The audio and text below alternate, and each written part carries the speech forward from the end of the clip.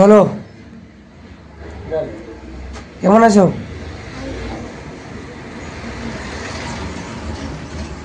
আমি কি জিজ্ঞেস করবো? আমার নিজেরই শরীর খারাপ, গলা বসে আছে। I am also suffering from cold coryza hoarseness aphonia which is called. So এই কেসটা একটা কনজাংটিভাইটিসের কেস। পেশেন্টকে রাস্টক্স দিয়েছিলাম। Patient is now feeling better, much improvement is there. ভালো আছে পেশেন্ট এখন। জিজ্ঞাসা করে নাও পেশেন্টকে কী হয়েছিল তোমার, বলো তো। চোখ কালকে মেলায় গিয়ে চোখে ধুলো লেগেছে, আজকে সকালবেলা চোখটা চিপকে গেছিল। এটা তো কালকের গল্প। আমার কাছে আসা হয়েছিল তো পরশু। পরশু কি হয়েছিল একটু জোরে বলো, শুনতে পাওয়া যাচ্ছে না। দাঁড়া 1 মিনিট, গাড়িতে যাক।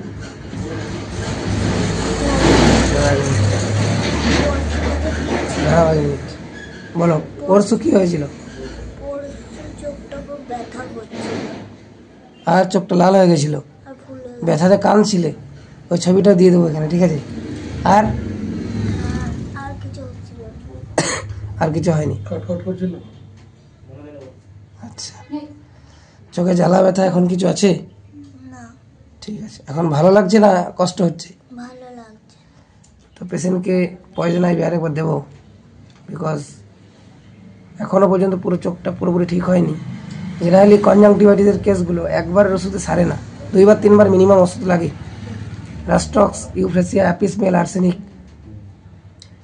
আর্জেন্টাম নাইটিকাম, মোস্টলি এই ওষুধগুলো ঘুরে ফিরে আসে। Aconite, dulcamara. এই কেসে পয়জন আইভি দিয়েছিলাম, পেশেন্ট এখন অনেক ভালো আছে। আরেকবার পয়জন আইভি দেবো 200 রিপিটেড ডোজে, আর আশা করি দরকার পড়বে না। এই যে কনজাংটিভিস, এটা খুব কন্টেজিয়াস, কিন্তু খুব ছোঁয়াচে, অল্পতে হয়ে যায় এই দিক থেকে ওই দিক, মানে বাড়ির অন্যান্য মেম্বারও অ্যাফেক্টেড হতে পারে একজনের কাছ থেকে। ওই জন্য যদি কারো কনজাংটিভাইটিস হয় তাহলে কিন্তু সতর্কভাবে থাকতে হবে। তার যে রুমাল বা তার যে ব্যবহার, যে কাপড়, সেটা কিন্তু দূরে রাখতে হবে, নাহলে খুব তাড়াতাড়ি এটা কিন্তু ছড়িয়ে যেতে পারে। এই যে পেশেন্টের বাবা, তারও হয়তো হয়ে গেছে, এটা সে বলছিল আমাকে, আমি এখনও সিমটম কালেক্ট করিনি, হতে পারে তিনিও অ্যাফেক্টেড হয়েছেন। তো এই জন্য আমাদেরকে সতর্ক থাকতে হবে।